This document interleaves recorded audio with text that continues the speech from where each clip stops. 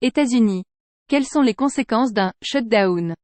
Cette paralysie de l'administration fédérale, faute de vote sur son financement, peut avoir pour conséquence la mise au chômage technique de centaines de milliers de fonctionnaires. Un pays qui se prépare au pire. Dès dimanche, les États-Unis pourraient fonctionner au ralenti en raison du shutdown, comprendre une paralysie de l'administration fédérale faute de vote sur son financement, sauf retournement de dernière minute qui semble hautement improbable. Jusqu'à aujourd'hui, aucune des deux chambres, ni le Sénat, ni la Chambre des représentants, ne sont parvenus à adopter une loi de finances pour prolonger le budget de l'État fédéral, qui expire à minuit dans la nuit de samedi à dimanche. Des millions d'Américains concernés.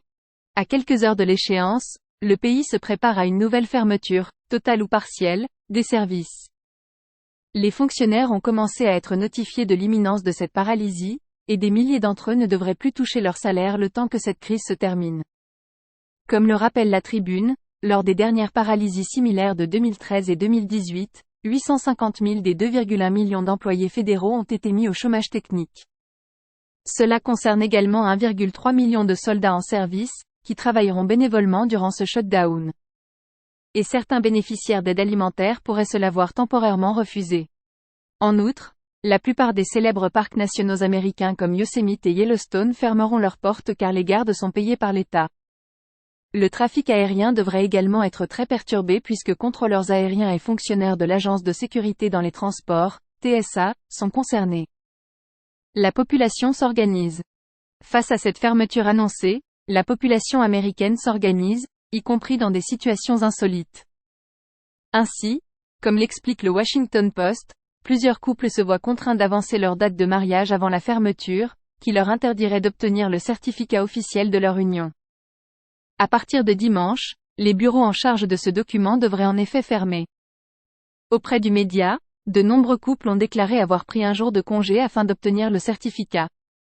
Au final, chaque semaine de shutdown pourrait coûter 0,2 points de croissance au PIB des États-Unis au quatrième trimestre, selon une note des économistes de Goldman Sachs. L'aide à l'Ukraine remise en cause. D'un point de vue politique international, la crise budgétaire va avoir des répercussions directes sur la guerre en Ukraine. La Maison-Blanche avait initialement réclamé que la loi de finances votée par les élus comprenne 24 milliards de dollars d'aide militaire et humanitaire pour Kiev.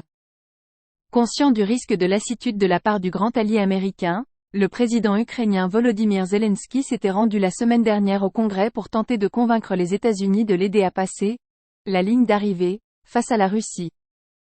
Mais le déblocage d'un tel montant paraît de plus en plus incertain, au vu de la direction que prennent les tractations en coulisses.